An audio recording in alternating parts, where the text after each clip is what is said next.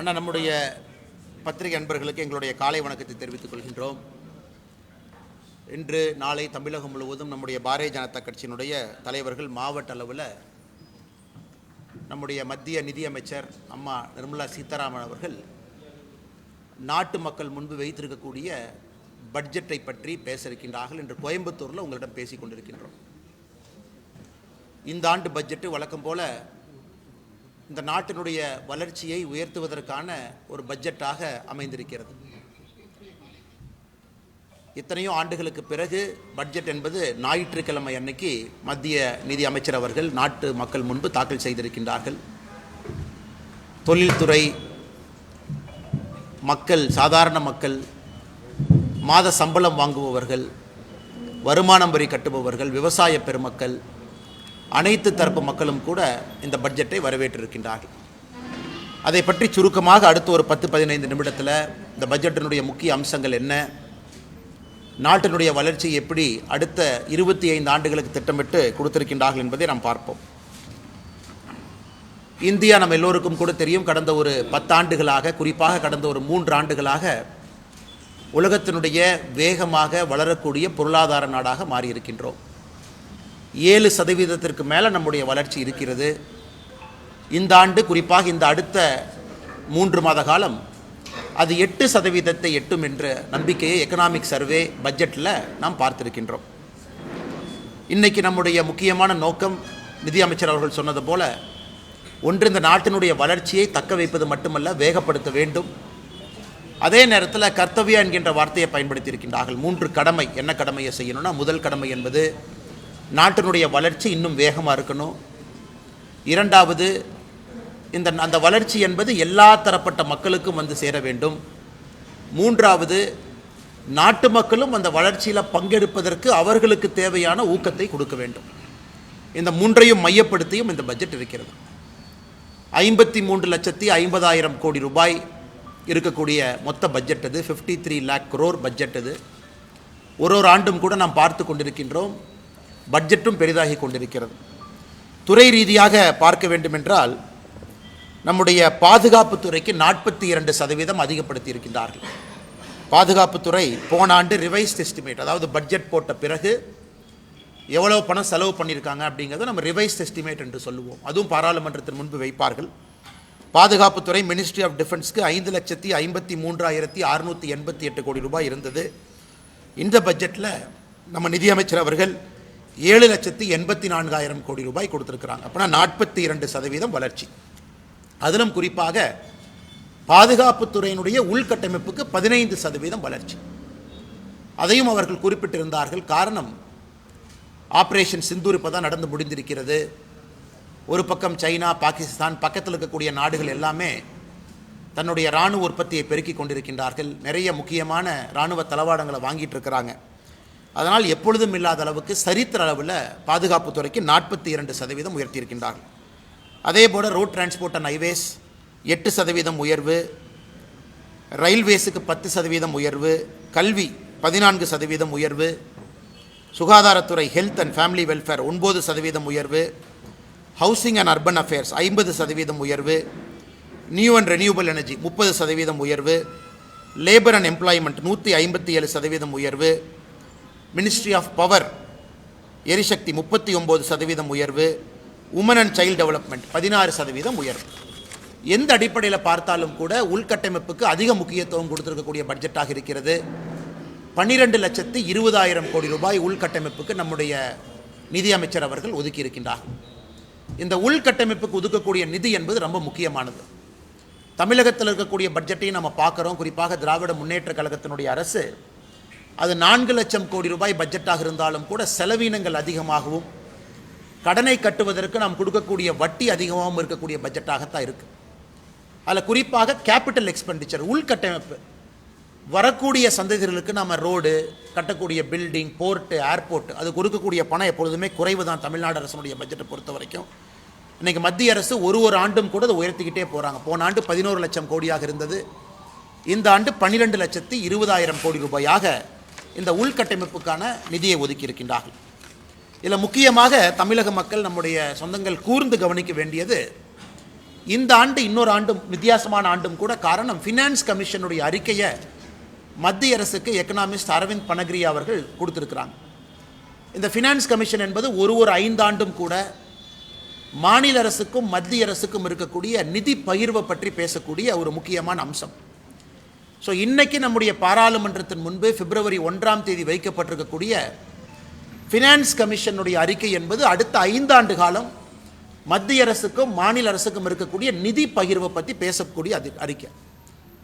அரவிந்த் பனகிரியா அவருடைய குழு அளித்திருக்கக்கூடிய 16வது ஃபினான்ஸ் கமிஷனுடைய அறிக்கையை மத்திய அரசு முழுமையாக ஏற்றுக்கொண்டிருக்கின்றார்கள். அதையும் கூட பிப்ரவரி 1ஆம் தேதி பாராளுமன்றத்தில் நிதியமைச்சர் அவர்கள் தெரிவித்திருக்கின்றார்கள். இந்த 16வது ஃபினான்ஸ் கமிஷனில் என்ன முக்கியமான அம்சம்னாங்க, டிவிசபிள் டாக்ஸ் பூல், அதாவது மாநிலத்தில் நாம் எல்லோருமே கட்டக்கூடிய வரி, அது இன்கம் டேக்ஸாக இருக்கட்டும், மாநிலத்திலிருந்து போகக்கூடிய எல்லா வரியாக இருக்கட்டும், அதை மத்திய அரசு அந்த பூலை எப்படி டிவைட் பண்ணி ஒரு மாநிலத்துக்கு கொடுக்குறாங்க அப்படிங்கிறது தான் டிவிசபிள் டாக்ஸ் பூல். மோடி ஐயா அவர்கள் ஆட்சிக்கு வருவதற்கு முன்பு 2014க்கு முன்பு அந்த நிதி பகிர்வு என்பது 32 விழுக்காடு இருந்துச்சு. அந்த டிவிசபிள் டாக்ஸ் பூலில் 32% என்பது எல்லா மாநிலத்துக்கும் பிரித்து கொடுப்பாங்க. அது மோடி ஐயா அவர்கள் வந்த பிறகு 15th finance commission, 14th finance commission, 15th finance commission, 2 கமிஷனிலும் கூட கடந்த 10 ஆண்டு காலமாக அது 41+1 42 விழுக்காடாக உயர்ந்திருக்கிறது. 41 விழுக்காடு எல்லா மாநிலத்துக்கும், 1 விழுக்காடு என்பது ஜம்மு அண்ட் காஷ்மீர் மாநிலத்திற்கும் 42 விழுக்காடு பிரித்து கொடுக்குறாங்க. இந்த 16வது ஃபினான்ஸ் கமிஷன்லையும் அதே 42 விழுக்காடை மெயின்டைன் பண்ணியிருக்கிறாங்க. 41 விழுக்காடு மாநிலத்துக்கெல்லாம், 1 விழுக்காடு ஜம்மு அண்ட் காஷ்மீர். அதில் மிக முக்கியமாக எப்படி அந்த பணத்தை பிரித்து கொடுக்குறோம் அப்படிங்கிற ஃபார்முலாவில் ஒரு மாற்றத்தை கொண்டு வந்திருக்கின்றார்கள். ரொம்ப காலமாக தமிழ்நாட்டில் நம்ம எல்லோரும் கேட்டுக்கொண்டிருக்கின்றோம், ஒரு மக்கள் தொகையை அடிப்படையாக வச்சு நீங்கள் கொடுத்தாலும் கூட தமிழ்நாடு போன்ற ஆரோக்கியமான மாநிலத்தில், அதிக வரி கட்டக்கூடிய மாநிலத்தில், இந்த நாட்டினுடைய வளர்ச்சிக்கு அதிகமாக பங்கெடுக்கக்கூடிய ஒரு மாநிலத்திற்கும் மரியாதை கொடுத்து அந்த ஃபினான்ஸ் கமிஷனுடைய ஃபார்முலா அதை ரிஃப்ளெக்ட் பண்ணணும்னு நம்ம ரொம்ப நாளாக கேட்டுக்கிட்டு இருந்தோம். இன்றைக்கி அந்த ஃபினான்ஸ் கமிஷனுடைய குழு நமக்கு அங்கீகாரம் கொடுத்துருக்குறாங்க.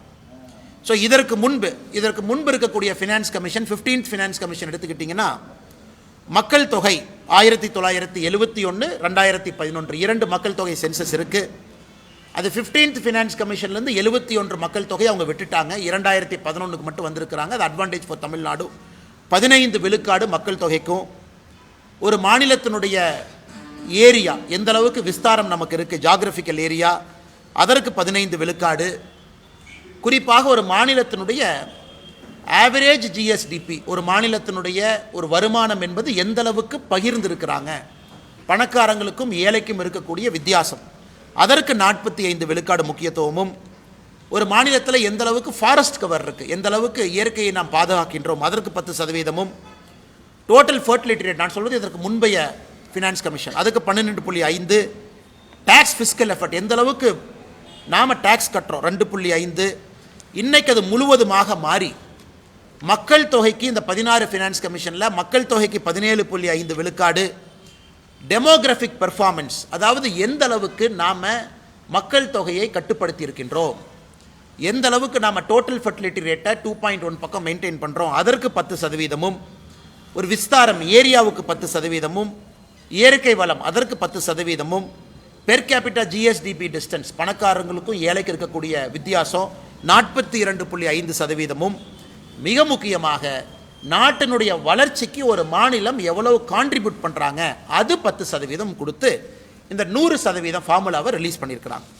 அதனால தான் எதிர்க்கட்சி நண்பர்கள், நானும் 2 நாட்களாக பார்க்கின்றோம், பாரதிய ஜனதா கட்சியின் சார்பாக சொல்ல வேண்டும் என்றால், யாரும் கூட இந்த 16வது ஃபினான்ஸ் கமிஷனை பற்றி யாரும் கூட ஒரு குற்றமோ குறையோ குறைபாடோ சொல்லும் இல்லாத அளவுக்கு எல்லோருமே ஏற்றிருக்கிறாங்க. இதில் குறிப்பாக பார்க்கணுன்னா உத்தரப்பிரதேசம், ராஜஸ்தான் அவர்களுக்கு வரக்கூடிய ஃபார்முலா படி குறைஞ்சிருக்கு. சதர்ன் ஸ்டேட், தென் மாநிலங்கள், நம்ம எல்லோருக்குமே இந்த புது ஃபார்முலா படி நாம் ஏறி இருக்குது, நிதி பகிர்வு என்பது ஏறி இருக்குது. இதை நாம் எல்லோரும் கூட வரவேற்க வேண்டிய ஒரு விஷயம்.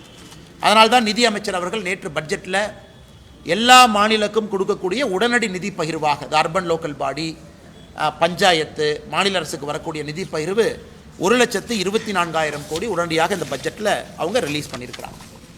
அதை தாண்டி அன்பு சொந்தங்களே, ஒரு பட்ஜெட் நாம் ரிலீஸ் பண்ண பிறகு அதை எதிர்க்கட்சி நண்பர்கள் குற்றம் சாட்டுவது வாடிக்கை தான், அது புதுசு ஒன்றும் கிடையாது. அதே போல் வழக்கமாக நம்முடைய முதலமைச்சர் ஐயா ஸ்டாலின் அவர்கள், காங்கிரஸ் கட்சியினர், ஐயா வைகோ அவர்கள் எல்லோருமே குற்றம் சுமத்தி இருக்கிறாங்க.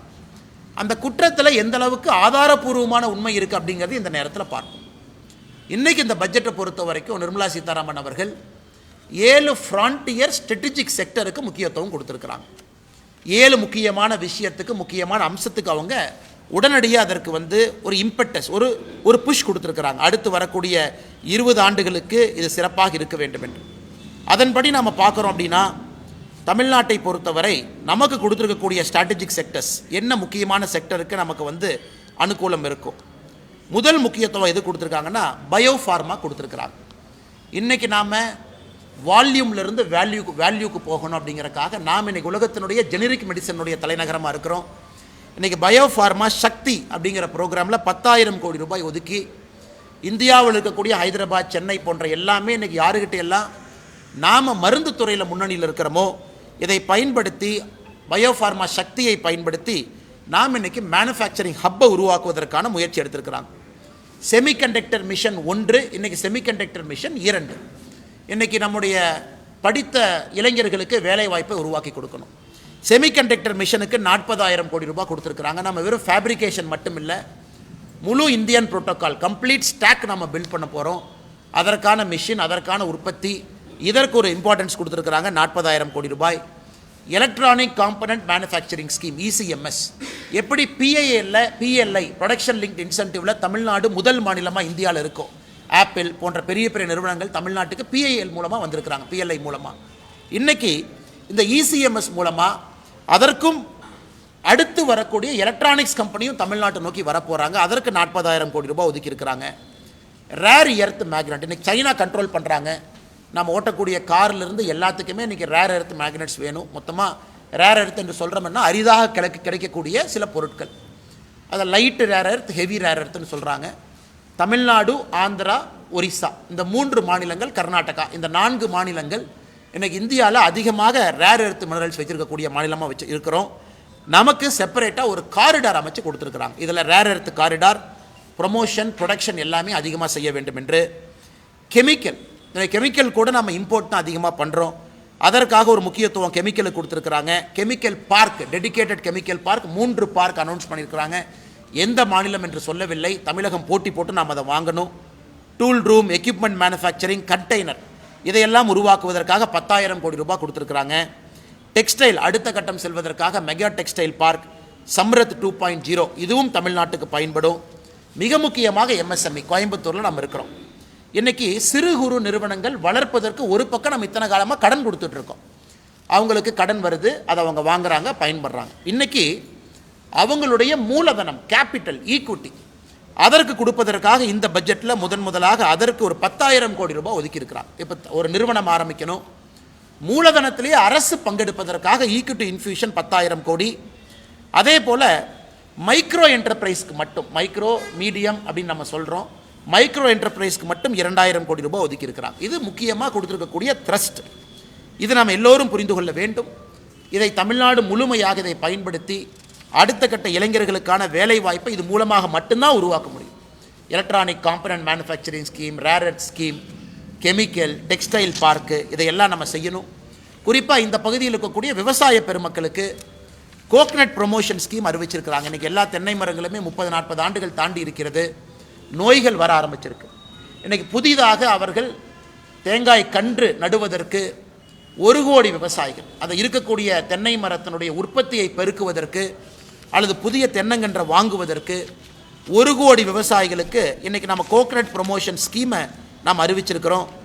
அதே போல் நம்முடைய பொள்ளாச்சி பகுதியில் கொக்கோ, நம்முடைய கடலூர் பகுதியில் முந்திரி, இதையெல்லாம் 2030க்குள்ளே இந்தியாவில் இந்தியன் கொக்கோ, இந்தியன் கேஷ்யூ இதை பிராண்டிங்காக அதுக்கு ஒரு ஸ்கீம் அனௌன்ஸ் பண்ணியிருக்கிறாங்க. இதையெல்லாம் கூட நம்ம நிச்சயமாக வரவேற்கணும்.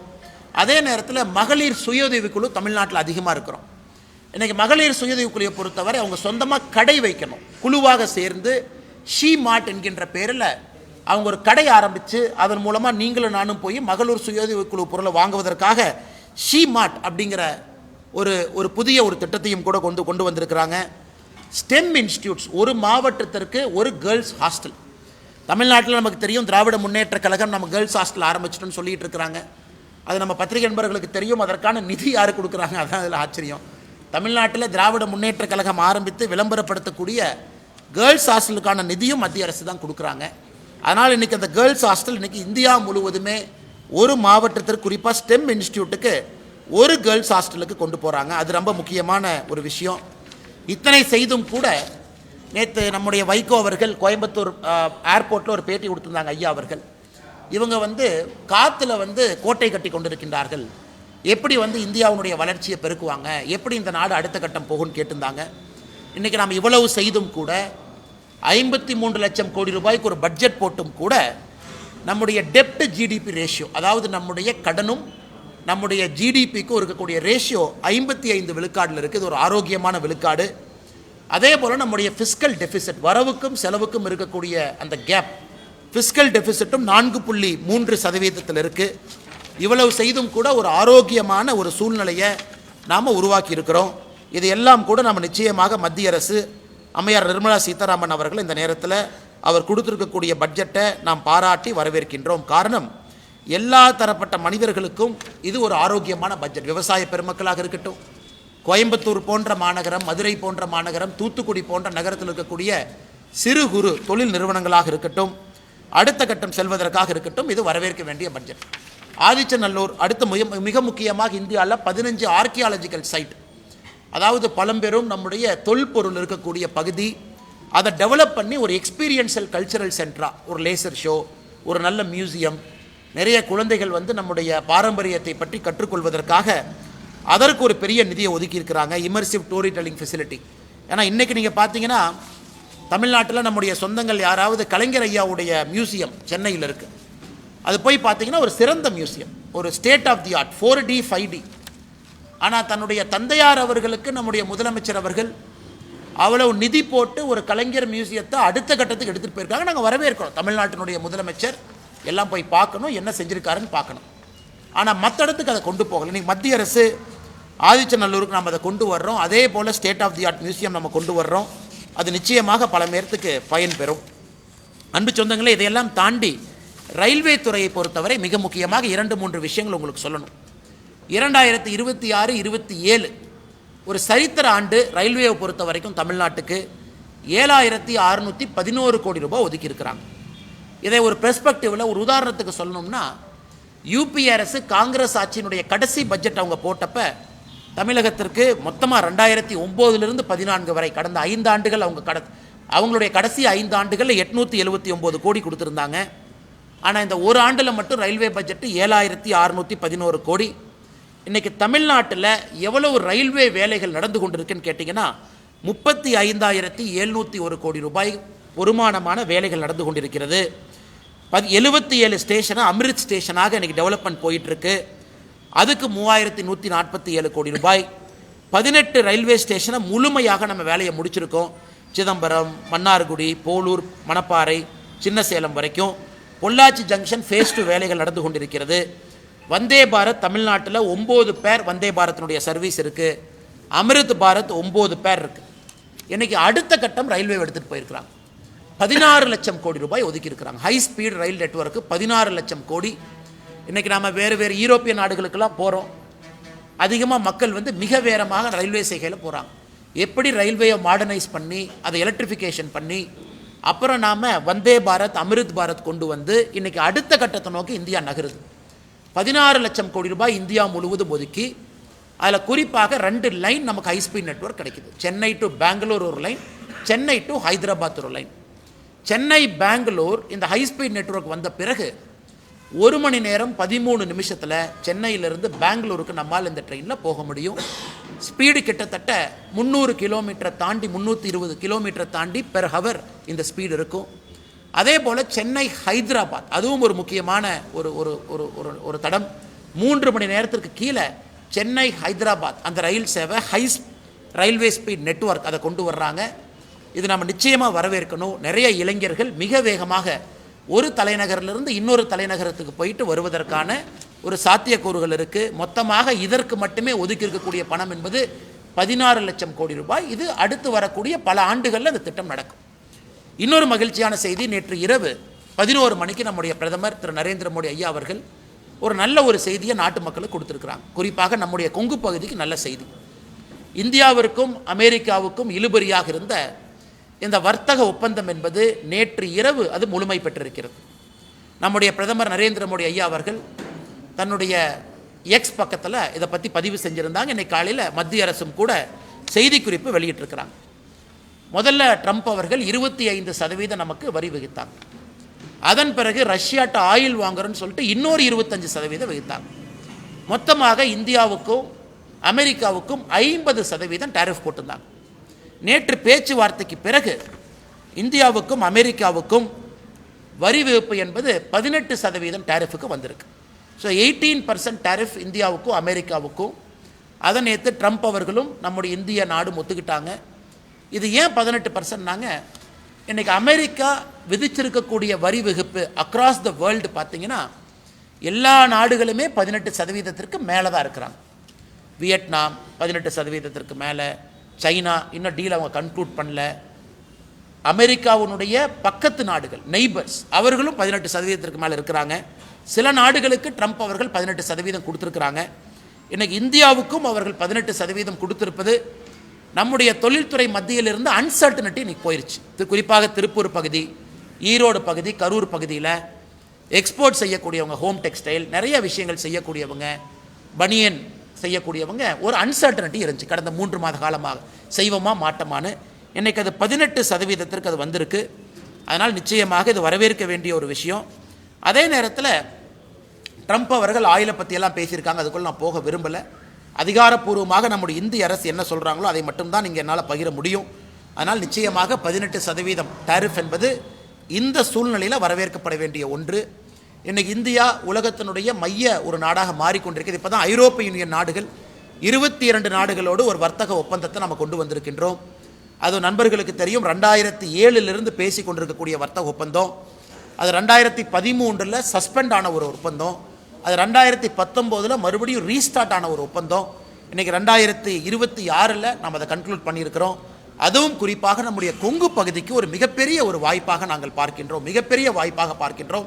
தமிழகம் முழுவதுமே இன்றைக்கி தென் தமிழகத்தில் நிறைய மேனுஃபேக்சரிங் யூனிட் போகுது. தூத்துக்குடி பகுதி, திருநெல்வேலி பகுதி, அவர்களும் முறையாக இதை இரண்டும் பயன்படுத்தும் பொழுது தமிழகத்தினுடைய வளர்ச்சி, குறிப்பாக தென் தமிழகத்தினுடைய வளர்ச்சி அடுத்த கட்டத்திற்கு இது போகும். அதனால் இது ஆரம்ப கமெண்ட்ஸ் உங்களுக்கு பட்ஜெட்டை பற்றி, குறிப்பாக அமெரிக்க டேரிஃப் டீலை பற்றி நம்முடைய பத்திரிகை நண்பர்களுக்கு இருக்கக்கூடிய கேள்விகளுக்கு நாங்கள் பதில் சொல்கிறோம். சார், எம்எஸ்எம்இ சம்பந்தமாக அதாவது ப்ரைஸ் மானிட்டரிங் கமிட்டி வேணும்னு சொல்லி ரொம்ப காலமாக கேட்டுட்டு இருக்கிறாங்க. 7 கோடி பேர் இந்தியாவில் இருக்கிறாங்க. ஆனால் ஒரு 5-6 கம்பெனி, கார்பரேட் கம்பெனிக்கார மட்டும் தீர்மானிக்கிற ரா மெட்டீரியல் ரேட் தான் இருக்குது. ஸோ அப்படின்ற போது மானிட்டரிங் கமிட்டி வேணும்னு எம்எஸ்எம்இ கேட்குற போது ஏன் கடந்த பட்ஜெட்லேயும் அறிவிக்கல, இந்த பட்ஜெட்லேயும் அறிவிக்கல? ஆனால் ஒரு பட்ஜெட்டை பொறுத்த வரைக்கும் எல்லா மக்களுக்கும் எல்லா விதமான எதிர்பார்ப்புகளும் இருப்பது நியாயமான எதிர்பார்ப்பு தான். எல்லோருக்குமே எல்லாம் வேண்டும் என்று நினைக்கக்கூடிய நியாயமான எதிர்பார்ப்பு தான். இப்போ ஒரு பக்கம் நம்முடைய அரசு கடந்த 12 ஆண்டுகளாக பார்க்கும் பொழுது சப்ளை செயினை நம்ம டைவர்சிஃபை பண்ணுறோம், எல்லா பக்கம் எடுத்துகிட்டு போகிறோம். அதுவும் குறிப்பாக சகோதரருக்கு தெரியும், 12,20,000 கோடி ரூபாய் உள்கட்டமைப்பு நம்ம சொல்லியிருக்கோம். அதில் 7 லட்சம் கோடி ரூபாய்க்கு மேலே அது எம்எஸ்எம்இ இருந்து தான் அது வாங்க போகிறாங்க. அதனால் எம்எஸ்எம்இயை பொறுத்தவரை ஹிஸ்டாரிக்கலி அதிக எம்எஸ்எம்இ இருக்கிறாங்க. இன்றைக்கும் 10,000 கோடி ரூபாய் ஈக்விட்டி இன்ஃபியூஷன், மைக்ரோ என்டர்பிரைஸ்க்கு 2,000 கோடி ரூபாய் ஏற்கனவே சொன்னது தான். அதனால் இன்றைக்கி ப்ரைஸ் மானிட்டரிங் கமிட்டி, அதுக்கு ஒரு பக்கம் competition commission of India CCI இருக்குது, அவங்க கொலூட் ஆகிறாங்களா அப்படின்னு பார்க்குறாங்க. இன்றைக்கி எல்லா நாட்டிலையுமே காலகட்டத்தில் டாட்டா ஒரு காலத்தில், பிர்லா ஒரு காலத்தில், ரிலையன்ஸ் ஒரு காலத்தில், அதானி ஒரு காலத்தில், எல்லாமே பெரிய பெரிய நிறுவனங்கள் இருப்பது வாடிக்கை தான். ஆனால் இன்றைக்கி அதையும் தாண்டி சிறு குறு நிறுவனங்கள் வளர வேண்டும் என்பதற்காகத்தான் இவ்வளவு நோக்கம். இந்த 10,000 கோடி ரூபாய் ஒதுக்கிறது, 2,000 கோடி ரூபாய் ஒதுக்கிறது, அவர்களுக்கு தேவையான கடனை கொடுப்பது எல்லாமே சிறு குறு நிறுவனங்கள் வேகமாக வளரணும், அவங்க இடத்த கெட்டியாக பிடிச்சிக்கணும் அப்படின்னு. ஆனால் அவர் சொல்வது அநியாயமான கோரிக்கை என்று சொல்லலை, அதற்கான காலரும் சூழமும் வரும் பொழுது. ஏன்னா நீங்கள் இன்றைக்கி சிறு குறு நிறுவனத்திற்கு ப்ரைஸ் மானிட்டரிங் கமிட்டி கொண்டு வரும் பொழுது அது பல விஷயத்தை பாதிக்கும். ஒரு பக்கம் நம்ம ஜிஎஸ்டி வச்சுருக்கோம், பல விஷயங்களை பாதிக்கும். இன்னொரு பக்கம் நிதி பகிர்மானம் இருக்குது, இன்னொரு பக்கம் ஃபினான்ஸ் கமிஷனுடைய அறிக்கை இந்த ஆண்டு நாம் ஏற்றிருக்கோம். அதனால் பொறுத்திருப்போம். ஒரு ஆண்டும் கூட ஒரு இம்ப்ரூவ்மெண்ட் வரும். அதே நேரத்தில் எம்எஸ்எம்இ எக்ஸ்பேன்ஷனும், எம்எஸ்எம்இக்கு வரக்கூடிய சப்ளை செயின் டைவர்சிஃபிகேஷனும் நம்முடைய மத்திய அரசு திட்டமிட்டு அதை பெருக்கிக் கொண்டிருக்கின்றார்கள் என்கின்ற கருத்தை இந்த நேரத்தில் நான் பகிர்ந்து கொள்ள வேண்டும்.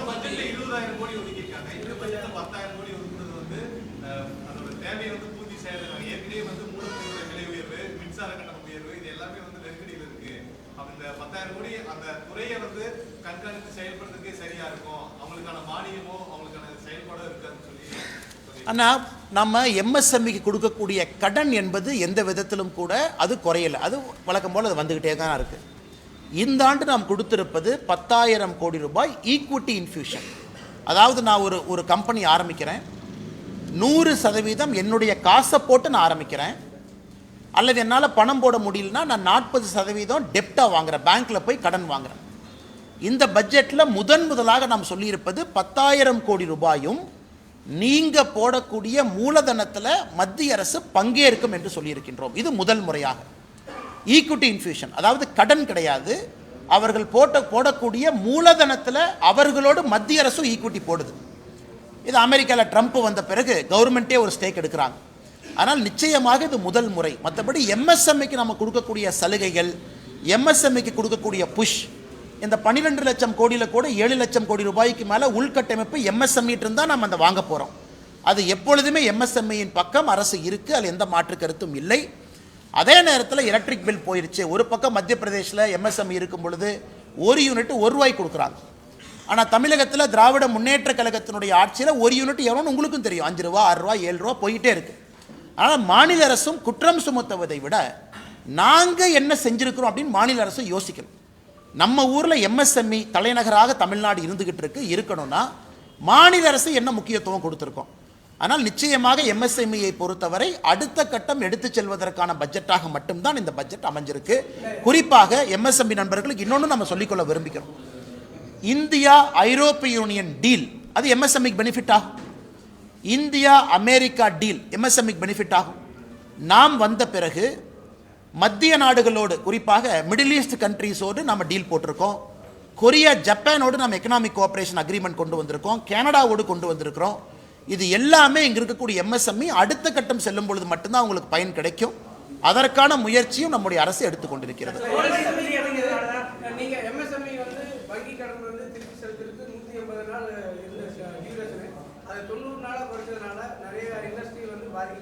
ஆனால் எம்எஸ்எம்இனுடைய சைக்கிளை நம்ம ரெடி பண்ணியிருக்கோம். அதாவது எம்எஸ்எம்இ கிட்டேருந்து ஒரு பொருளை நான் வாங்குகிறேன், அந்த பொருளுக்கு நான் பணம் கொடுக்குறேன். அந்த பணம் கொடுக்கக்கூடிய சைக்கிள் இன்றைக்கி எம்எஸ்எம்இக்கு அட்வான்டேஜாகத்தான் மத்திய அரசு மாற்றியிருக்கு. கிரெடிட் சைக்கிள் நம்ம சொல்லுவோம். இன்றைக்கி நான் எம்எஸ்எம்இட்ட போய் ஒரு பொருளை வாங்கிக்கிட்டு 3 மாதம் கழித்து பணம் கொடுக்கலாம், 4 மாதம் கழித்து பணம் கொடுக்கலாம். அந்த பணத்தை குறிப்பிட்ட காலகட்டத்துக்குள்ளே நீங்கள் கொடுக்கணும். கொடுக்கலனா யார் நான் பணம் கொடுக்கணுமோ எனக்கு அவங்க பெனால்ட்டி போடுறாங்க. இது கண்டிப்பாக எம்எஸ்எம்இ லாபம் தானே, இல்லை எந்த விதமான மாற்றமும் கிடையாது. அதே நேரத்தில் திரும்ப திரும்ப நான் கேட்பது, இந்தியா வளரும் பொழுது எம்எஸ்எம்இ வளரலின்னு யாரும் குற்றம் சுமத்த முடியாது. எம்எஸ்எம்இ ஒரு பக்கம் அதிகமாகிட்டு இருக்கிறாங்க. நாட்டினுடைய பொருளாதாரம் 7% மேலே வளருது. அப்போ எந்த எம்எஸ்எம்இ வளரலின்னு யார் சொல்கிறாங்க? போன வருஷத்தை விட இந்த வருஷம் டேர்ன் ஓவர் அதிகம்தான். போன வருஷத்தை விட இந்த வருஷம் மார்க்கெட் பெருசாகிட்டு இருக்கு. அதான் உங்களுக்கு இத்தனை டீல் நான் சொல்கிறேன். அதனால் இது எதிர்க்கட்சி நண்பர்கள் அவங்க எம்எஸ்எம்இக்கு என்ன பண்ணுறாங்கன்னு தான் நான் குறிப்பிட்டு கேட்குறேன். கரண்ட் விலையை குறைச்சிங்களா? எம்எஸ்எம்இக்கு ஒரு டேக்ஸ் சப்சிடி கொடுத்தீங்களா? இன்றைக்கி நம்ம சொல்கிறோம் டேட்டா சென்டர் இந்தியாவில் வந்து நீங்கள் வச்சிங்க அப்படின்னா 2047 வரைக்கும் டேக்ஸ் ஹாலிடே. 2047 வரைக்கும் ₹1 வரி கட்ட வேண்டாம். ஆனால் இந்தியாவில் டேட்டா சென்டரை கொண்டு வாங்க. நம்முடைய மத்திய அரசை பொறுத்த வரைக்கும் நம்ம நன்றாக புரிந்து கொள்ள வேண்டும். ஒரு மாநில அரசு மாதிரி சுருக்கமாக ஒரு மாநிலத்தை மட்டும் பார்த்து அவங்க போட முடியாது. பக்கத்து நாடுகள் எவ்வளோ காம்படேட்டிவாக இருக்காங்க, அந்த நாட்டினுடைய வளர்ச்சி பாதை எப்படி இருக்குது, இன்றைக்கி அதை மிஸ் பண்ணிட்டோம் அப்படின்னா அடுத்த 20 ஆண்டுகளில் இந்தியா எப்படி இருக்கும், இது எல்லாத்தையும் யோசித்து தான் மத்திய அரசு ஒரு பட்ஜெட்டை போடுறாங்க. அதன் அடிப்படையில் எல்லாருக்குமே ஊக்குவிச்சிருக்கிறோம். எம்எஸ்எம்இயில் ஆரம்பித்து நான் ஏற்கனவே சொன்ன 7 ஃப்ரான்டியர் செக்டர், பயோஃபார்மான்னு சொல்கிறோம்.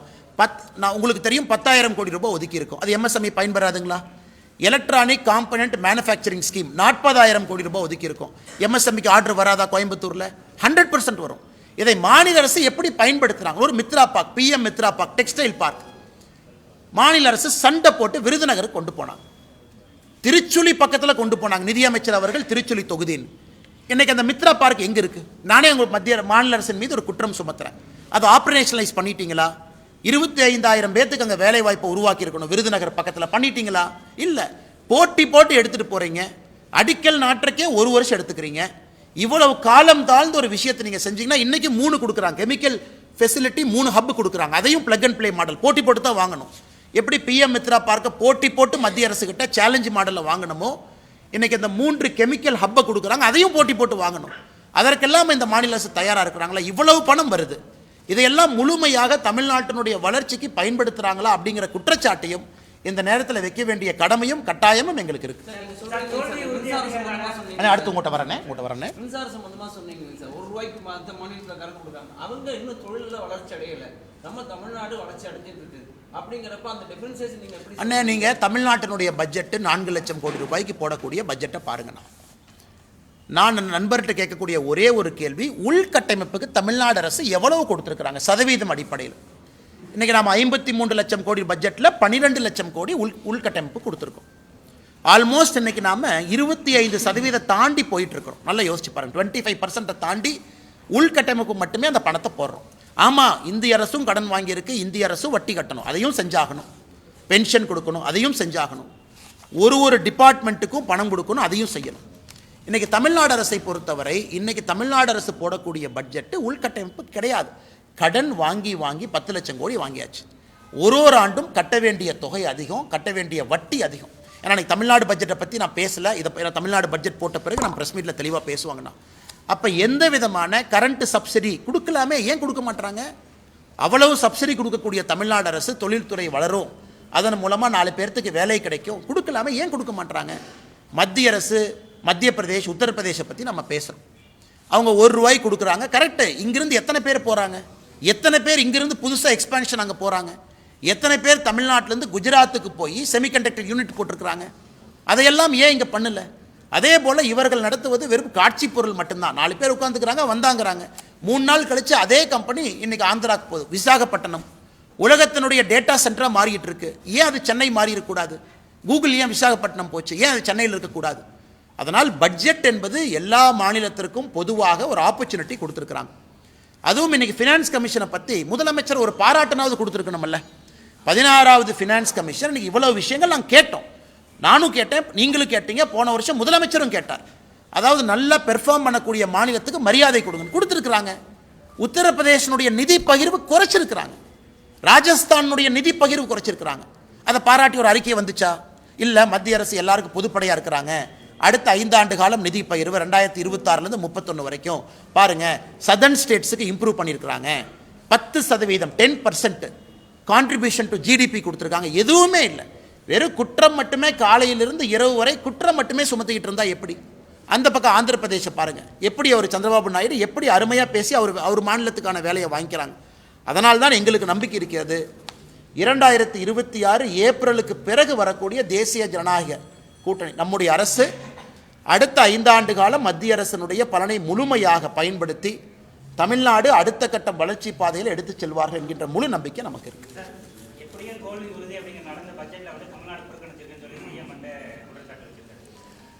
அண்ணா, இன்னைக்கு முதலமைச்சர் அவர்கள் ஒரு விஷயத்தை புரிஞ்சுக்கணும். நான் இவ்வளவு சொன்னதெல்லாம் தமிழ்நாட்டுக்கு இல்லையாங்கண்ணா, இவ்வளவு சொன்னேன் தமிழ்நாட்டுக்கு இல்லையா? 16 லட்சம் கோடி ட்ரெயின் நெட்வொர்க் இந்தியா முழுவதும் 2 லைன்.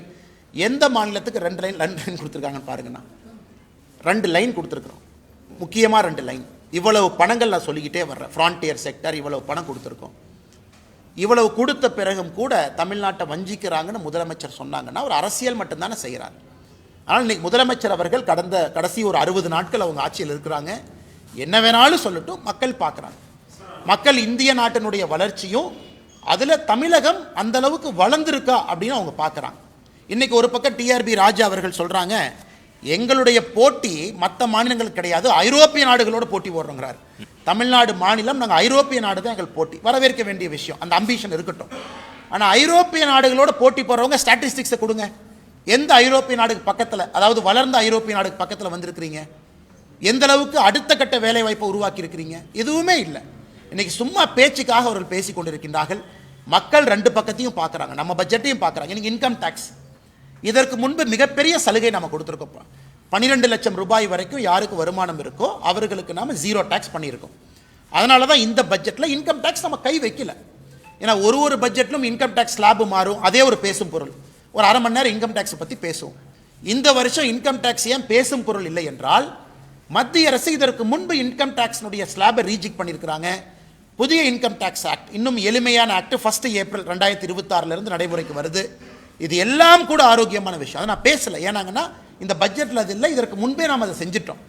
ஆனால் முதலமைச்சர் அவர்கள் எதை பற்றியும் பேசாமல் தமிழ்நாட்டிற்கு வரி பகிர்வு அதிகம் அதுவும் பேசலை. வெறும் ஒரே ஒரு ஸ்டேட்மெண்ட்டை கொடுக்குறாங்க, சென்னை சென்னை சென்னை, தமிழ்நாடு தமிழ்நாடுன்னு பேர் எங்கேயுமே இல்லை இந்த பட்ஜெட்டில், அதனால் வஞ்சிச்சிருக்காங்க. அப்படிங்கிறத எப்படி ஏற்றுக்கொள்ள முடியும்? 5 மாநில எலெக்ஷனுக்கு போகிறாங்க. வெஸ்ட் பெங்கால் போகிறாங்க. வெஸ்ட் பெங்கால்ங்கிற வார்த்தை எவ்வளோ பயன்படுத்தியிருக்கிறோங்கன்னா, ஒரு டிரான்ஸ்போர்ட் காரிடார் ஒன்று இருக்குது, ஒரு ஹைஸ்பீட் நெட்வொர்க் சிலிகுரியிலிருந்து வாரணாசி இருக்குது. இப்போ அசாம் போகுது. எத்தனை முறை அசாமை பயன்படுத்தி இருக்கிறோம்? இதுக்கு பாண்டிச்சேரி போது பயன்படுத்தி இருக்கிறோமா, கேரளா போது பயன்படுத்தி இருக்கிறோமா? எல்லா மாநிலத்திற்கும் நல்ல ஒரு பட்ஜெட்டை கொடுத்துருக்கிறோம். தமிழ்நாடு முழுமையாக இதை பயன்படுத்தி கொள்ள வேண்டும் என்கின்ற வேண்டுகோளை மாநில அரசுக்கு வைக்கின்றோம்.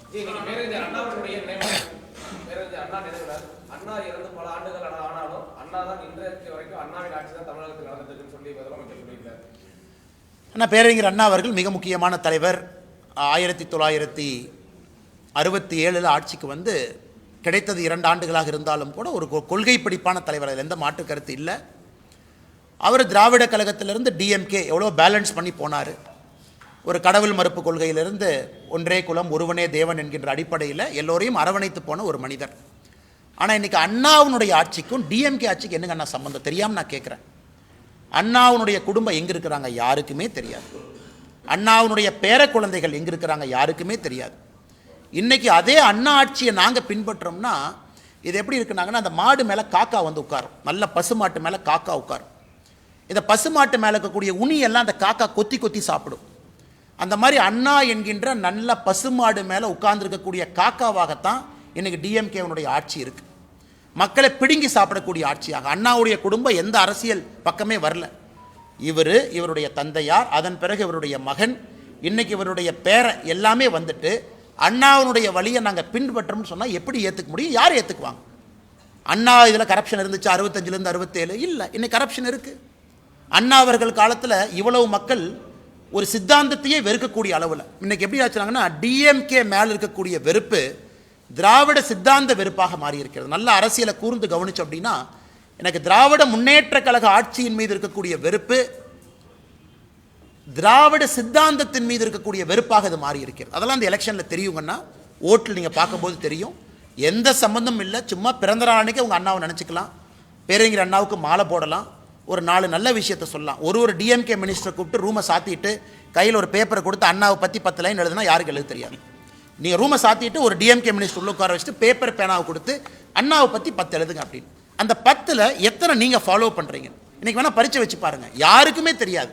ஆனால் அண்ணா அண்ணா அண்ணான்னு பிறந்த நாள் அன்னைக்கு, அவருடைய இறந்த நாள் அன்னைக்கு பேசுவது மட்டுமே வாடிக்கையாக வச்சிருக்கிறாங்க. ஆனால் எத்தனை துரோகிகள் இருந்தாலும் அப்படின்னு யாருக்குண்ணா? அண்ணா இன்னைக்கு முதலமைச்சர் அவர்கள் கொஞ்சம் எலெக்ஷன் டேட்டாவை கரெக்டாக பார்க்குறாருன்னா, இந்த லோக்சபா எலெக்ஷன் 2024 என்பதே அவருக்கு ஒரு அறிகுறி தான். அவங்க ஜெயிச்சிருக்கலாம், ஏன்னா இந்த ஃபர்ஸ்ட் பாஸ்ட் போஸ்ட் மாடலில் ஜெயிச்சிருக்கலாம். அது 50%, 53% இருந்த வாக்கு அன்னைக்கே அது 46, 47க்கு வந்துருச்சு. இன்னைக்கு ஒரு இணக்கம் இல்லாத ஒரு கூட்டணி முதலமைச்சர் அப்படியே டெல்லிக்கு யாரோ தூதுவர் அனுப்புகிறாரு. அவங்களுக்குள்ள என்ன டீலோ எனக்கு தெரியல. ராகுல் காந்தி அவங்களுக்கும் ஸ்டாலின் அவங்களுக்கும் ஏதோ அஸ்ஸாமில் தேர்தல் நடக்குதுங்கிறாங்க, காங்கிரஸுக்கு ஃபண்டு இல்லைங்கிறாங்க, அதை பற்றி நான் போக விரும்பலைங்கன்னா, ஒரு ஆட்சி டிஎம்கே இருக்குது, யாருக்கு ஃபண்டு கொடுக்குறாங்க அதெல்லாம் நான் அதை பற்றி நான் பேச விரும்பலைங்கன்னா ஏதோ ஒரு டீலை போட்டுக்கிட்டாங்க. அதனால் அது உடஞ்சி போன கண்ணாடியை ஒரு பசை வச்சு ஒட்டிக்கிட்டாங்க.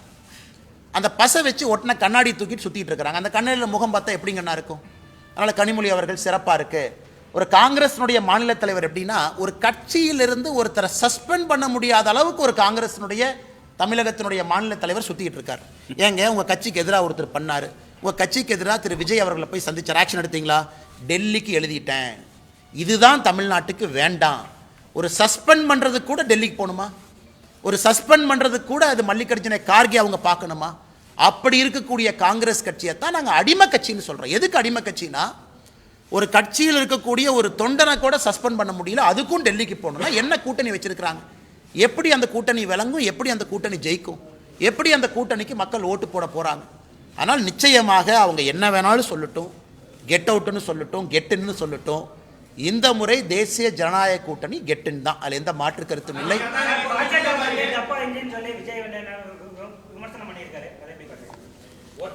அண்ணா நான் பெரும்பாலும் அப்படின்னு யார் சொன்னாங்கண்ணா?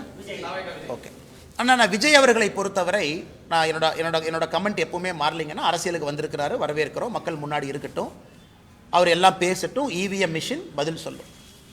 ஆனால் விஜய் அவர்கிட்ட இன்ஜின் இருக்கான்னு எனக்கு தெரியலையே. அட்லீஸ்ட் எங்ககிட்ட இன்ஜின் இருக்கு, டபுள் இன்ஜின் இருக்கு. விஜய் அவங்க இன்ஜினையே நம்ம பார்க்கலையே. அது இன்ஜின் இருக்கா, இல்லை கார்பரேட்டர் இருக்கா, அந்த இன்ஜினை ஸ்டார்ட் பண்ணுறக்கு ஆள் இருக்கா, அந்த இன்ஜின் வந்து ஒரு சேசியில் மாட்டுவாங்களான்னு. வண்டி இல்லை, சேசி இல்லை, இன்ஜின் இல்லை, அதுக்குள்ளே போடுற பெட்ரோல் இல்லை, டீசல் இல்லை. ஆனால் இன்னைக்கு விஜய் அவர்கள் தமிழ்நாட்டில் ஒரு அரசியல் கட்சி இன்ஜினை பற்றி பேசக்கூடாதுன்னா அது திரு விஜய் அவர்கள் இன்ஜினை பற்றி பேசக்கூடாது. ஒருவேளை 234 தொகுதியில் கேண்டிடேட் போடுறாரு, ஒத்துக்கிற இன்ஜின் இருக்குது. 234 கேண்டிடேட்டும் மக்கள் ஏற்றுக்கிறாங்க, அதுக்கு போடுற பெட்ரோல் இருக்குது. விஜய் வெளியே வந்து வீதி வீதியாக தெரு தெருவாக பிரச்சாரம் பண்ணுறார், சேசி இருக்குது. மக்கள் ஓட்டு போட்டு ஒரு நல்ல சதவீதம் வர்றாரு, அந்த வண்டி ஓடுது. இன்ஜினே இல்லை, சேசி இல்லை, பெட்ரோல் இல்லை, டீசல் இல்லை. அவங்கெல்லாம் இன்னைக்கு பாரதிய ஜனதா கட்சியை பார்த்து டப்பா இன்ஜின், இந்த இன்ஜினுங்கிறாங்க. அடுத்து திரு ஸ்டாலின் அவர்கள் சொன்னது எனக்கு டிஎம்கேக்கார் எப்படின்னாங்கன்னா, ஐயா இந்த எல்லாம் ஓடி போயிட்டாங்கன்னா அந்த ஸ்கூல் ஹாஸ்டலில், காலேஜ் ஹாஸ்டலில் பாத்ரூமில் போய் சில பேர் கிறுக்குவாங்க. இந்த கறிக்கட்டை எடுத்துகிட்டு போய் பாத்ரூமில் கிறுக்குவாங்க. நம்மள அந்த பப்ளிக் பாத்ரூம் போனால் கறிக்கட்டையில் கிறுக்குவாங்க. இன்னைக்கு அந்த மாதிரி கிறுக்கக்கூடிய கட்சியாக திமுக மாறி இருக்கு. போஸ்டர் ஒட்டுறானுங்க, ஏமா ஒட்டுறானே தெரியாது. இந்த பாத்ரூமில் கிறுக்கிறவன் அசிங்கமா இந்த காலையில் 2 மணிக்கு போய் இந்த பொது கழிப்பிடத்தில் முகத்தை மூடிட்டு போய் கறிக்கட்டையில் எழுதிட்டு வருவான். இன்னைக்கு திமுக கார டப்பா இன்ஜின் ஒட்டுறானா காலையில் முகத்தை மூடிட்டு போய் ஒட்டிட்டு வர்றான். ஏன்னா உனக்கே தெரியும் நீ ஒட்டுறதே ஒரு நான்சென்ஸ்னு. தமிழ்நாடு மக்கள் அதை ஏற்றுக்க மாட்டாங்கன்னு தெரியும். அதனால் இவங்க சும்மா போய் போஸ்ட் ஒட்டுட்டோம். நேற்று பார்த்தேன் சென்னையில் வந்து இந்த பட்ஜெட்டில் தமிழ்நாட்டுக்கு அல்வா கொடுத்துட்டாங்கன்னு. ஒரு அல்வா வாங்கி கொடுத்தது எப்படி இருந்துச்சுன்னா, டிஎம்கே ஆட்சி 5 வருஷம் முடிஞ்சு தமிழ்நாட்டு மக்களுக்கு அல்வா கொடுத்ததாகத்தான் நான் பார்த்தேன். சென்னை முழுவதுமே ஒரு கையில் ஒரு போஸ்டரை வச்சுக்கிட்டு அல்வாவை கொண்டே வீடு வீடாக கொடுத்துக்கிட்டு இருந்தாங்க. அதனால் முதலமைச்சர் அவர்கள் கஷ்டப்பட்டாரா அப்படி இப்படின்னு பண்ணார். ஆனால் ஒன்றுமே கிரவுண்ட் லெவலில் ரிஃப்ளெக்ட் ஆகலை. சட்டம் ஒழுங்கு தரிகட்டு போயிருக்கு. இதையெல்லாம் இன்னும் ஒரு 50-60 நாள் தானா நீங்களும் பார்க்க போறீங்க, நாங்களும் பார்க்க போறோம்.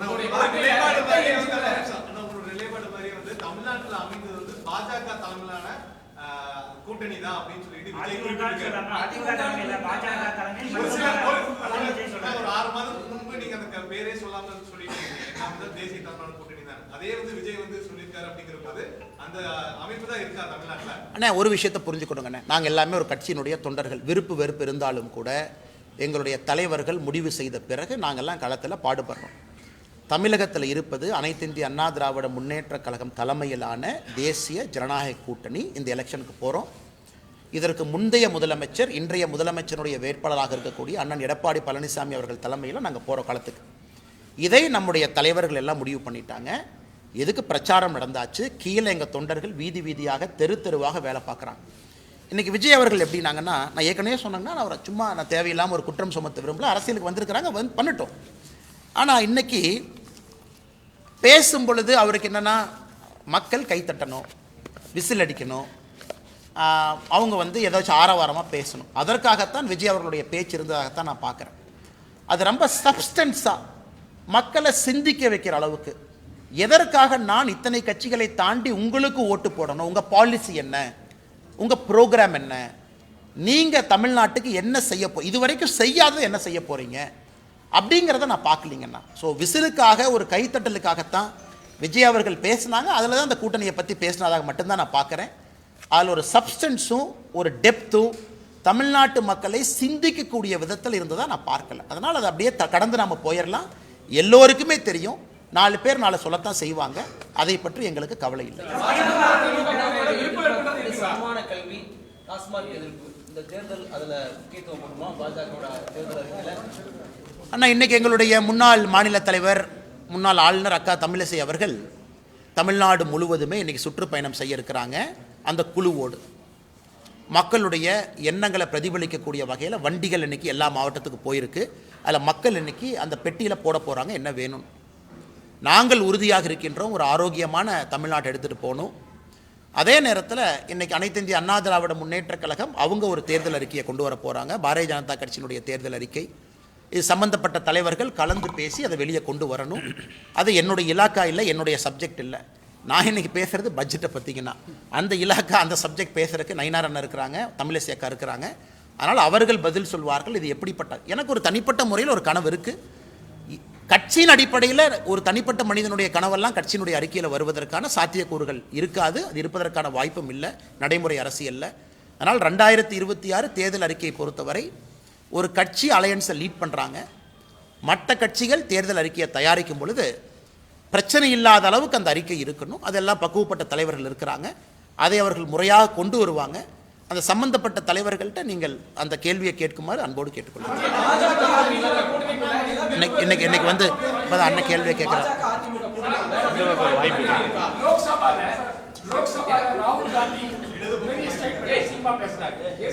நரேந்திர மோடி ஒரு பிஎம், அவர் எஸ்கேப் ஆயிட்டாரு, அமித்ஷா எஸ்கேப் ஆயிட்டாங்க. சைனா பத்தி எழுதாத புஸ்தகம் பத்தி ஒரு ஸ்டேட்மெண்ட் கொடுத்தாங்க. ஆனால் நேற்று நம்முடைய மாண்புமிகு எதிர்க்கட்சி தலைவர் ஐயா ராகுல் காந்தி அவர்கள் பாராளுமன்றத்தில் ஒரு சர்ச்சைக்குரிய பேசியிருக்கிறாங்க. என்ன பேசியிருக்காங்கன்னா, நம்முடைய இதற்கு முன்பு ஆர்மியினுடைய சீஃபாக இருந்த ஜெனரல் நாரான்வே அவர்கள் ஒரு புத்தகத்தில் எழுதியிருந்தாங்க. 2020 சைனாவுடைய இன்ஃபென்ட்ரி பிரிகேட் அவங்க மூவ் பண்ணி லடாக் நோக்கி வரும் பொழுது நான் இவங்களுக்கு ஃபோன் பண்ணேன், அவங்களுக்கு ஃபோன் பண்ணேன். ஸோ ராகுல் காந்தி அவர்கள் பாராளுமன்றத்தில் ஒரு எதிர்க்கட்சி தலைவராக பேசும் பொழுது ஜெனரல் நரான்வே அதை பற்றி சொல்லியிருக்கணும், ஒரு புத்தகம் இருந்திருக்கணும். அதற்கு அமித்ஷாஜி அவர்கள் நம்முடைய உள்துறை அமைச்சர் அவர்கள் பாராளுமன்றத்திலே பதில் கொடுத்தாங்க. அந்த மாதிரி புத்தகமே இல்லை, அந்த மாதிரி அவங்க எழுதவே இல்லை, அந்த மாதிரி நரான்வே எங்கேயும் சொல்லவே இல்லை. இது ஏதோ ஒரு மேகசினில் யாரோ எழுதுனதை எப்படி வந்து எதிர்க்கட்சி தலைவர் ஒரு புத்தகம் நீங்கள் பேசலாம்? அதே ஒரு குற்றம் பாராளுமன்றத்தில். Because misguiding the parliament of India, misguiding the people of our country. ஆனால் ராகுல் காந்தி அவர்கள் பாராளுமன்றத்தில் நேற்று பேசியது பச்சை பொய், அது எல்லாருக்குமே தெரியும். அது அன்சப்ஸ்டான்சியேட்டட் அன்வெரிஃபைடு அலிகேஷன். அதை நாரான்வே அவர்கள் சொல்லியிருந்தால் பதில் நாங்கள் சொல்கிறோம். இல்லை ஜென்ரல் அவங்க பப்ளிஷ் பண்ணியிருக்கக்கூடிய புக்கில் அது இடம் பெற்றிருந்தால் அதற்கான பதிலை நம்முடைய அரசு கொடுப்பதற்கு கடமைப்பட்டிருக்கிறோம், கொடுக்குறோம். ஆனால் 1008 மேகசினில் 10,000 பேர் எழுதுவாங்க. ஒரு மேகசினில் வர்ற ஒரு கருத்தையும் நம்ம பதில் சொல்லிகிட்டு இருந்தால் பாராளுமன்றத்தில் இது மட்டும்தான் நம்ம செய்யணும். ஆனால் மாண்புமிகு எதிர்க்கட்சி தலைவர் அவர்கள் நேற்றே பாராளுமன்றத்தில் நம்முடைய கட்சியை சார்ந்த மூத்த தலைவர்கள் அதற்கு பதிலடி கொடுத்தாங்க. நாட்டு மக்கள் முன்பு உண்மையும் வச்சிருக்கோம். இன்னைக்கு இவ்வளவு பேர் நாம் இருக்கோம். ராகுல் காந்தி அவர்கள் சொன்னது உண்மையாக இருந்தால் இன்னார் அந்த புக்கை நீங்கள் போட்டிருப்பீங்க, இன்னார் அந்த மேஜரை போய் நீங்கள் இன்டர்வியூ பண்ணியிருப்பீங்க, இன்னார் அந்த மேஜர் ஜெனரல் இன்னார் நீங்கள் இவ்வளோ விஷயம் சொல்லியிருப்பீங்க. எதுவுமே இல்லை, ஒரு பச்சை பொய்யை பாராளுமன்றத்தில் சொல்கிறாங்க.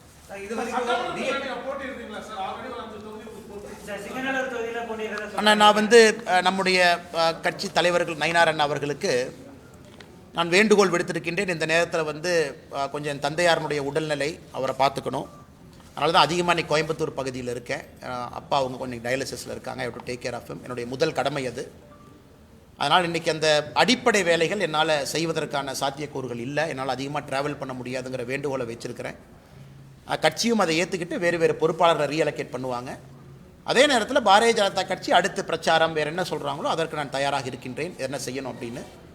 அது நயினார் நாகேந்திரன் அவர்கள் நம்ம கட்சியினுடைய மூத்த தலைவர்களுக்கும் எனக்கும் இருக்கக்கூடிய ஒரு கருத்து உள்ளுக்குள்ளே நாங்கள் பேசிக்கிறோம்.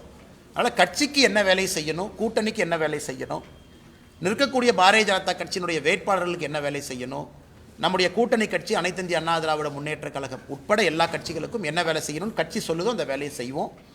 இப்போதைக்கு அதிகமாக ட்ராவல் பண்ண முடியாத சூழ்நிலை எனக்கு இருக்குது. அதனால் அதையும் கட்சி புரிஞ்சுக்கிட்டாங்க. சம்மந்தப்பட்ட நேரத்தில் என்ன வேலை, தேர்தல் நிற்பதா இல்லையா, இதெல்லாம் செய்யணுமான்னு கட்சி சொல்லட்டுங்கன்னா அதுக்கப்புறம் நான் பேசுகிறேன். நான் சிங்காநல்லூர் தொகுதிக்கு வேறு ஒரு பொறுப்பாளரை இந்த கட்சியிலிருந்து நியமனம் பண்ணுவாங்கன்னா, வேறு ஒரு தலைவர் பண்ணுவாங்க. தமிழ்நாட்டினுடைய 6 இதுக்கும் பண்ணுவாங்க. ஆனால் அதற்கான காலமும் சூழ்நிலையும் இன்னும் நிறைய இருக்குது. இன்னும் ஒரு 30-40 நாட்கள் இருக்குது. கட்சி என்ன சொல்லுது அப்படின்னு தெரிஞ்சுக்கிட்ட பிறகு உங்கள்கிட்ட நான் பேசுகிறேங்க. அண்ணா 2024 பாராளுமன்றத்தில் இங்கே நான் நின்றுருக்கேன். அப்போ கோவை மக்களுக்கு பதில் சொல்ல நான் கடமைப்பட்டிருக்கிறேன். மக்கள் வீட்டுக்கு ஒரு பெட்டிஷனோடு வந்தால் இங்கே நான் அவைலபிளாக இருக்கணும். அவங்க இல்லை நீங்கள் அங்கே வாங்க இங்கே வாங்கன்னு சொல்லக்கூடாது. அதற்கு ஒரு வீடு இருக்கணும். 2010 என்னுடைய மாமனாருடைய வீடு இங்கேருந்து அடுத்த தெருவில் இருக்குது, அங்கே தங்கிட்டு இருக்கேன். இன்றைக்கி நான் சொந்தமாக ஒரு வாடகை வீட்டில் தங்குறேன், மக்கள் பார்ப்பதற்கு ஒரு இடம் வேண்டும். அதனால் விலாசம் அது எங்கே இருக்கிறேன், சென்னையில் இருக்கேன், சென்னையும் போயிட்டுருக்கேன், கட்சியினுடைய பணி இன்றைக்கி அதிகமாக இந்த பகுதியில் இருக்கேன், காரணம் தந்தையாருடைய உடல்நிலை காரணமாக.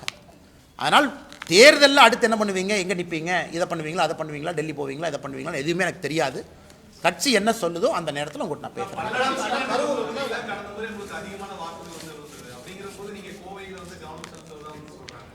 இல்லை, கோயம்புத்தூரில் பாரதிய ஜனதா கட்சி அனைத்து இந்திய அண்ணா திராவிட முன்னேற்ற கழகம் கூட்டணி அங்கே வெற்றி பெறணும். அது நம்முடைய தொண்டனாக நம்முடைய கடமை.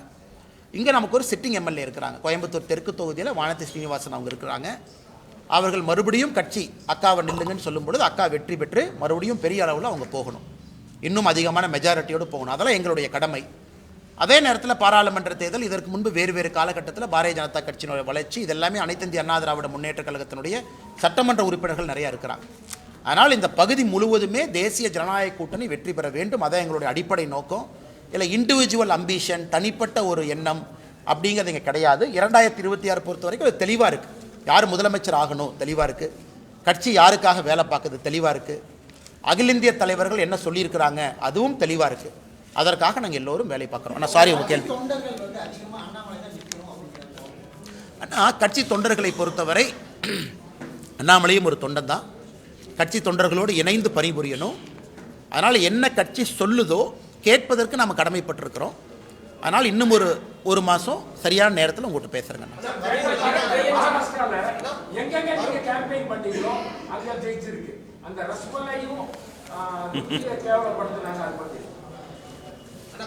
நான் பேசுபவர்கள் பேசுவாங்கன்னா அரசியலை பொறுத்த வரைக்கும் நான் சில இடத்துல பதில் சொல்வதை விட மௌனம் காட்பது சரி அப்படிங்கிற முடிவுக்கு வந்துட்டேன். குறிப்பாக அந்த மகாராஷ்டிராவுக்கு முன்பே இருந்து பேசுகிறவங்க பேச தான் செய்வாங்க. அதனால் நம்ம திரும்ப நான் இப்போ கூட ஐஐடி மும்பை ஒரு ஃபெஸ்ட்டு கூப்பிட்ருக்காங்க, 2-3 கமிட்மெண்ட்ஸ் இருக்குங்கன்னா, இது அப்பாவோட உடல்நிலைக்காக இந்த மாதம் கொஞ்சம் குறைச்சிருக்கேன். நான் மும்பைக்கு விரைவில் போகத்தான் போகிறேன். அது அரசியல் கட்சிகள் பேசுகிறாங்க, அதை தாண்டி அவங்களும் போயிடுவாங்கன்னு நான் நம்புகிறேன். அவங்களும் அந்த ஹீட்டட் ஆர்கியூமெண்ட்டாக அந்த சூட்டோடு சூட்டாக பேசியிருப்பதாக நான் பார்க்கின்றேன். ஒரு அரசியல் கட்சியில் இருக்கிறவங்க அடிப்படை வெறுப்பில் ஒரு கட்சி நடத்த முடியாதுங்கண்ணா. மேடையில் மைக்கில் பேசியிருந்தாலும் கூட ஒரு அடிப்படை வெறுப்பு உணர்வில் நான் சவுத் இந்தியாவை மதிக்க மாட்டேன், நான் தமிழ்நாட்டை மதிக்க மாட்டேன், நான் வேட்டி கட்டவங்களை மதிக்க மாட்டேன்னு ஒரு அரசியல் கட்சியில் ஒரு தலைவர் பேசக்கூடாது. பேசினா தவறு. அதனால் அதை ஹீட்டட் ஆர்கியூமெண்ட்டாக ஒரு மேடை பேச்சாக மட்டும் பார்த்துவிட்டு அவர்களும் அதை கடந்து சென்றிருப்பார்கள் என்று நான் நம்புகின்றேன். ஆனால் ரொம்ப ஆச்சரியமாக இருக்குது எனக்கு. ஏன்னா நியூஸ் 24/7 நியூஸ் தமிழ் 24/7 உடைய ரிப்போர்ட்டர் திரு கதிரவன் அவர்கள், பேர் சரியாக தான் சொல்கிறேன், கதிரவன் அவர்கள் அவங்கள மிரட்டி கிட்னாப் பண்ணி கூட்டிகிட்டு போய் 3 மணி நேரம் 4 மணி நேரம் ஆகி அடித்து வெளியே வர்றாங்க. ஆனால் கரூர் காவல்துறையினுடைய கண்காணிப்பாளர் அவர்கள் ஒரு பத்திரிகை அறிக்கை கொடுக்குறாங்க. அது வேறு ஏதோ மாநிலம் மாதிரி இருக்குது. படித்தா எதுவுமே நடக்கலை. அதாவது அவர் அந்த அறிக்கையை படித்தா எப்படி இருந்ததுன்னா, ரிப்போர்ட்டரே கல் எடுத்து தலையில் அடிச்சுக்கிட்டு, அவரே போய் மண்ணில் படுத்து உருண்டு, அவரே போய் ஹாஸ்பிட்டலில் படுத்து எந்திரிச்சு, அவரே வர்றதுக்கான ரிப்போர்ட்டர் பைத்தியமா. அதனால் அந்த காவல்துறையினுடைய அறிக்கையை பார்க்கும் பொழுது எப்படி ஒரு காவல்துறை கண்காணிப்பாளர் இப்படிப்பட்ட அறிக்கையை கொடுக்க முடியும்? அன்னைக்கு சம்பவம் நடந்ததிலிருந்து தமிழ்நாட்டினுடைய எல்லா மீடியாவும் கொத்தி பாம்பா அந்த ஏரியாவில் இருக்கிறீங்க, ரியல் டைம் கவர் பண்ணுறீங்க, பல ஆடியோவை ரிலீஸ் பண்ணுறீங்க, குவாரிக்கு போகிறீங்க, ஹாஸ்பிட்டலில் இருக்கீங்க. இவ்வளவு நடந்தும் கூட ஒரு காவல்துறை கண்காணிப்பாளர் எதுவுமே நடக்காத அளவுக்கு எதுவுமே நடக்கலை, பச்சை பொய்ன்னு. பச்சை பொய்யா இருந்தால் எங்கள் மேலாம் கேஸ் போடுங்க ஐயா. நாங்களாம் பேசினோம்ல, ஆதரவாக பேசினோம்ல, எங்கள் மேலே கேஸ் போடுங்க, கோர்ட்டுக்கெல்லாம் டாக்குமெண்ட்டை கொண்டு வாங்க பார்க்கலாம். அதனால் இன்றைக்கும் திராவிட முன்னேற்ற கழகத்தை பொறுத்தவரை ஒரு எம்எல்ஏவை காப்பாற்றணும். அந்த எம்எல்ஏ தொடர்ந்து சர்ச்சையில், ஒரு சர்ச்சையிலிருந்து ஒரு சர்ச்சை, அதிலிருந்து அடுத்தது கல்குவாரி யார் பேரில் இருக்குது, அதை யார் டாமினேட் பண்ணுறாங்க எல்லாத்துக்குமே தெரியும். தமிழ்நாடு முழுவதும் இல்லீகல் மைனிங்கை பற்றி தெரியும். அதனால் எல்லாத்தையுமே இன்றைக்கி ஒரு முழு பூசணிக்காயை மறைச்சி வச்சுக்கிட்டு காவல்துறை அறிக்கையின் மீது அறிக்கை கொடுப்பது வேடிக்கையாக இருக்குது. ஆனால் எல்லா நண்பர்களுக்கும் நன்றிங்கண்ணா. அப்படின்னா செய்தித்துறை அமைச்சர் அந்த துறையில் இருப்பதற்கே லாயக்கில்லைன்னு நாம் சொல்லணும். ஆனால் நீங்கள் அமைச்சராக இருக்கிறதே தெரியலன்னா கிளம்புங்கன்னு சொல்லணும். ஒரு செய்தித்துறை அமைச்சர் இவ்வளவு மீடியாவில் வருது, அவங்ககிட்ட ஒரு மானிட்டரிங் கமிட்டி இருக்கும். எல்லா செய்தித்துறை அமைச்சர் ஆஃபீஸில் உங்கள் டிவி எல்லாம் பார்க்குறக்கு ஒரு ஆள் இருப்பாங்க. அண்ணா ஃப்ளாஷ் நியூஸ் போடுறாங்கன்னு அமைச்சர்கிட்ட சொல்லுவாங்க. அவர் சம்மந்தப்பட்ட இலாக்காவுக்கு ஃபோன் பண்ணி அண்ணா என்ன உண்மைன்னு கேட்டுக்க வேண்டிய பொறுப்பு இருக்குது. இவ்வளவு நடந்தும் கூட ஒரு செய்தித்துறை அமைச்சர் என்ன நடக்குதுன்னே தெரியலனா அந்த செய்தித்துறை அமைச்சர் அந்த பொறுப்புக்கு இருக்கக்கூடிய தகுதியான நபரான்னு நான் கேட்குறேன். அது உங்கள் கடமை. ஊடகத்துறையை மானிட்டர் பண்ணுறது உங்கள் கடமை, ஊடகத்துறைக்கு ஹெல்ப் பண்ணுறது உங்கள் கடமை. ஒரு ஃப்ளாஷ் நியூஸ் வந்தால் ரியாக்ட் பண்ண வேண்டியது உங்கள் கடமை, மாநில அரசுக்கு பேசி அறிக்கை கொடுக்க வேண்டியது உங்கள் கடமை. இதையெல்லாம் நாங்கள் திமுகவின் மீது குற்றம் சுமத்தினா உடனே அறிக்கை வரும், நைட் 2 மணிக்கு அறிக்கை வரும். ஆனால் ஒரு நியூஸ் ரிப்போர்ட்டர் தூக்கிட்டு போய் அடிச்சிருக்காங்கன்னு இவ்வளவு தூரம் பேசினதுக்கு அப்புறம் கூட எனக்கு தேயிலைன்னு சொன்னாங்கன்னா எப்படி ஏற்றுக்க முடியும்? அதனால் ஸ்ரீரங்கத்தினுடைய தொகுதி மக்கள் அதை பார்த்துக்கிட்டு தான் இருக்கிறாங்க, அந்த பகுதியினுடைய மக்கள்லாம் அதை பார்த்துக்கிட்டு தான் இருக்கிறாங்க. கரூர் மக்களும் இதை பார்த்து கொண்டு தான் இருக்கின்றார்கள். காவல்துறையினுடைய அட்டூழியம், 41 பேர் இறந்ததிலிருந்து காவல்துறையினுடைய செயல் நடவடிக்கை எல்லாத்தையும் பார்த்துட்டு இருக்கிறாங்க. 2026 தேர்தல் அதற்கு பதில் சொல்லுங்க. அண்ணா, இன்னைக்கு ஒரு மாவட்ட ஆட்சியர் ஒரு கோர்ட்டு முன்னாடி வந்து அங்கே இருக்கக்கூடிய police commissioner, deputy commissioner, assistant commissioner மொத்த குழுவாக வந்து ஒரு கோர்ட்டில் மன்னிப்பு கேட்குறாங்கன்னா இது ஒரு சாதாரண நிகழ்வாக யாரும் கடந்து விடக்கூடாது. ஏன்னா ஒரு ஸ்டேட், ஒரு மிஷினரி, முதலமைச்சர் கோட்டையில் இருக்கிறான். ஆனால் அந்த மாவட்டத்திற்கான கவர்மெண்ட் யாருன்னா இவங்க தான். இவங்க வேண்டுமென்றே தவறு செய்திருந்தால் இவர்களை தவறு செய்ய சொன்னது யார்? அதனால் என்னை பொறுத்தவரை மாவட்ட ஆட்சியர், police commissioner, deputy commissioner, assistant கமிஷனருடைய தொலைபேசியை கால் ரெக்கார்டை கோர்ட்டு வாங்கி அதை ஃபொரன்சிக் ஆடிட் பண்ணி இந்த சம்பந்தப்பட்ட நேரத்தில் யாரெல்லாம் அவங்களுக்கு பேசினாங்க, மேலிருந்து உத்தரவு வந்துச்சா, ஸ்வான் அப்படின்னு நம்ம சொல்லுவோம், கோர்ட்டில் வந்து சத்திய பிரமாணம் எடுத்து அவங்க சொல்லணும். அதாவது அந்த கோர்ட்டின் முன்பு சத்திய பிரமாணம் எடுத்து ஒரு அதிகாரி சொல்லணும், நான் சொல்வதெல்லாம் உண்மை. அந்த மாதிரி இன்னைக்கு திருப்பரங்குன்றம் விவகாரத்தில் ஆட்சியர், police commissioner, deputy commissioner, assistant commissioner 4 பேரும் ஸ்வான் சத்திய பிரமாணம் செய்து உண்மையை சொல்லணும். யார் ஃபோன் பண்ணா, யார் 144 போட சொன்னா, 144 போட்டதே ஃப்ராடுன்னு திருப்பரங்குன்றத்தினுடைய இஷ்யூவில் மதுரை ஹைகோர்ட் டிவிஷன் பெஞ்ச் சொல்லிட்டாங்க. ரெக்கார்டை பார்த்தோம், அதே ஃப்ராடுன்னு. அப்படி இருக்கும் பொழுது இல்லாத ஒரு ரெக்கார்டை உருவாக்கி 144 போட்டிருக்கிறாங்க. அதனால் அவர்கள் மன்னிப்பு கேட்டது பத்தாது, மாண்புமிகு நீதியரசர் அவர்கள் இன்னும் ஒரு படி முன்னாடி போய் அவங்களுக்கு யார் ஃபோன் பண்ணாங்க அந்த காலகட்டத்தில் அப்படிங்கிறதையும் கண்டுபிடித்து அவங்கள சத்திய பிரமாணம் செய்து இதையெல்லாம் சொல்ல வைச்சா தான் உண்மையான இஷ்யூ வெளியே வரும். சாரிங்க ஐயா, தப்பு பண்ணிட்டோங்க ஐயா, மன்னிச்சுங்க ஐயா, நாங்கள் வந்து லா அண்ட் ஆர்டருக்காக இப்படி பண்ணோங்க ஐயா, நாங்கள் நீங்கள் சொன்னதை பண்ணுங்க ஐயான்னு சொல்லிட்டு அப்படியே எஸ்கேப் ஆகி போயிடக்கூடாது. அதனால் நீதியரசர் அவர்கள் இதை கடுமையாக எடுக்கணும். அப்போ தான் இன்னொருக்கா தப்பு பண்ணுற அதிகாரிக்கு புத்தி வரும். தமிழ்நாட்டில் எங்கேயாச்சும் ஒரு அதிகாரி நேர்மையாக தான் இருக்கிறாங்க பாவம், அந்த அதிகாரியை ஃபோன் பண்ணி தொந்தரவு பண்ணி தப்பு பண்ணுங்கன்னு எங்கேயாச்சும் சொன்னாங்கன்னா அது நடக்கக்கூடாது என்பதற்காக இந்த திருப்பரங்குன்றம் இஷ்யூவில் நீதியரசர் அவர்கள் இந்த அதிகாரிகளை வைத்து உண்மையை கண்டுபிடித்து மக்களுக்கு சொல்ல வேண்டும் என்பது எங்களுடைய வேண்டுகோள். நன்றிங்க.